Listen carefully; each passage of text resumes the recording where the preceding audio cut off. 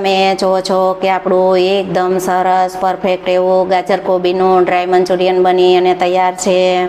તો જે બજારમાં લારી પર મળે તેવું જ એકદમ ટેસ્ટી અને ચટપટું બની અને તૈયાર છે। તો છે ને એકદમ સરસ, આ જોતાં જ ખાવાનું મન થઈ જાય તેવું તો આ મંચુરિયન છે તે નાના મોટા બધાને બહુ જ ભાવતું હોય છે। તો ચોક્કસથી તમે એકવાર આ રીતે ડ્રાય મંચુરિયન બનાવવાની ટ્રાય કરજો। હેલો ફ્રેન્ડ, તો તમારું સ્વાગત છે મારા રસોડામાં। તો આજે હું તમારી સાથે શેર કરીશ ગાજર કોબીનું ડ્રાય મંચુરિયનની રેસીપી। તો ચાલો શરૂ કરીએ રેસીપી। આજે આપણે બનાવીશું ગાજર કોબી મંચુરિયન। તો ગાજર કોબી મંચુરિયન બનાવવા માટે મેં 250 ગ્રામ કોબી લીધેલી છે અને 250 ગ્રામ ગાજર લીધેલા છે। તો ગાજરને આપણે ખમણી લીધા છે અને કોબીનું આપણે ઝીણું છીણ તૈયાર કરી લીધું છે।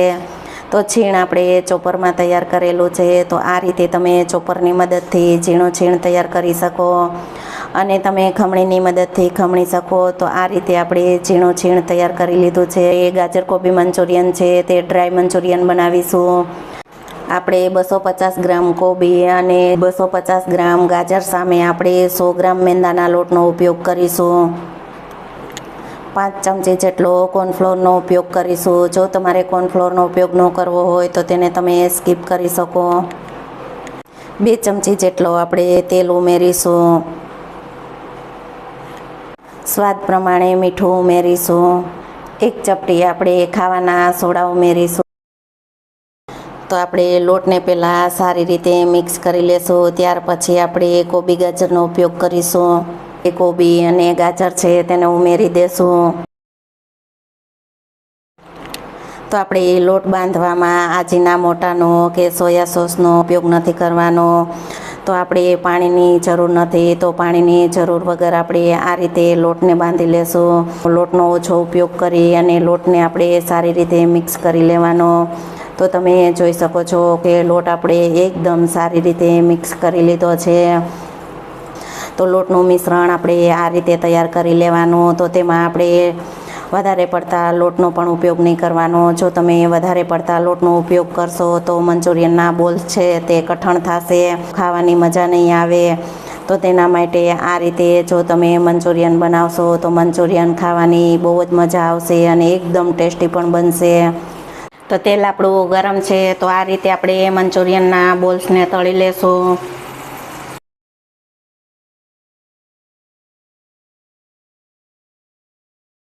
તો આપણે મીડિયમ ગેસની ફ્લેમ ઉપર મંચુરિયનના બોલ્સને આપણે તળી લેશું।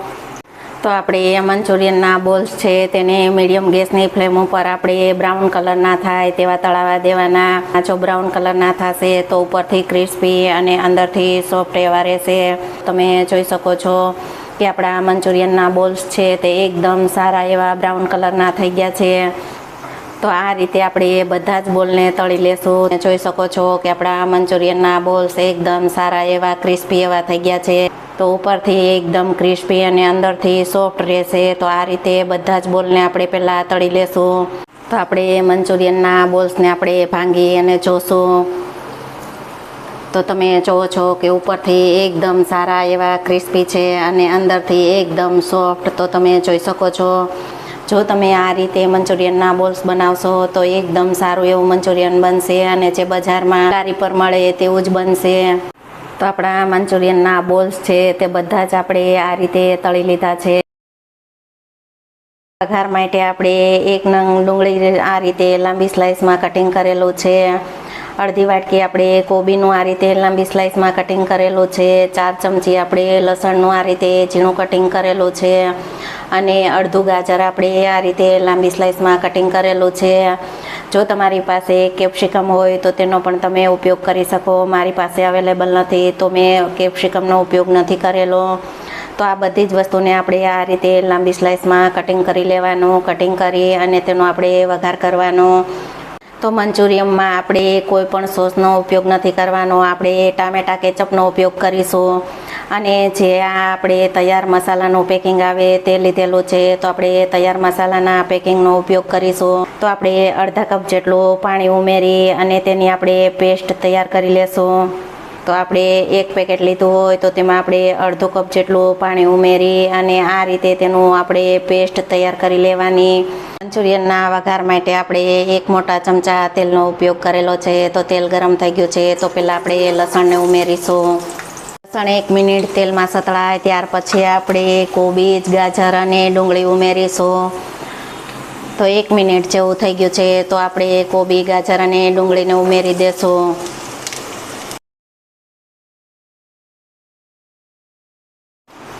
તો આપણે કોબી, ગાજર અને ડુંગળી તેલમાં સારા એવા સતળાઈ ગયા છે. તો તેમાં 1 ચપટી આપણે હિંગ ઉમેરીશું. તીખાશ માટે 1 ચમચી આદુ મરચુંની પેસ્ટ ઉમેરીશું. આદુ મરચુંની પેસ્ટ તેલમાં 1 મિનિટ સારી એવી સતળાઈ ગઈ છે. તો તેમાં આપણે મસાલા ઉમેરી દેશું. અડધી ચમચી ધાણા જીરું પાવડર ઉમેરીશું. અડધી નાની ચમચી જેટલો આપણે લાલ મરચું પાવડરનો ઉપયોગ કરીશું. જો તમારે લાલ મરચું પાવડરનો ઉપયોગ ન કરવો હોય તો તેને તમે સ્કીપ કરી શકો. અડધી વાટકી આપણે લીલા લસણનો ઉપયોગ કરીશું. અડધી વાટકી લીલી ડુંગળી કટિંગ કરેલી ઉમેરીશું. 4 થી 5 ચમચી જેટલો આપણે ટામેટા કેચઅપ ઉમેરીશું. તો આપણે બીજા કોઈ પણ સોસના ઉપયોગ વગર જ આપણે ડ્રાય મંચુરિયન બનાવીશું. એટલે આપણે સારી રીતે મિક્સ કરી લેશું. 1 મિનિટ માટે આપણે તેલમાં સતળાવા દેશું. 1 મિનિટ જેવું થઈ ગયું છે. બધા જ વેજીટેબલ તેલમાં સારા એવા સતળાઈ ગયા છે. તો આપણે જે પેસ્ટ તૈયાર કરેલી છે તેને ઉમેરી દેશું.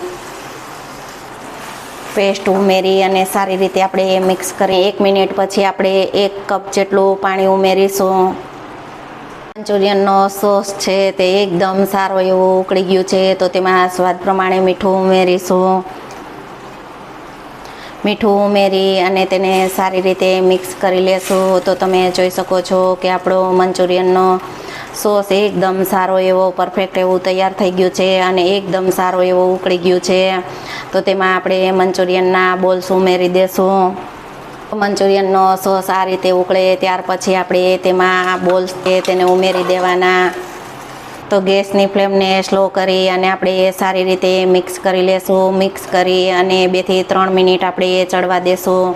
તો મંચુરિયનના બોલ્સ છે તે એકદમ સારા પોચા થઈ જશે અને ખાવાની પણ મજા જ આવશે. જો તમે આ રીતે કોબી ગાજરનું ડ્રાય મંચુરિયન બનાવશો તો ખાવાની બહુ જ મજા જ આવશે અને બધાને બહુ જ ભાવશે.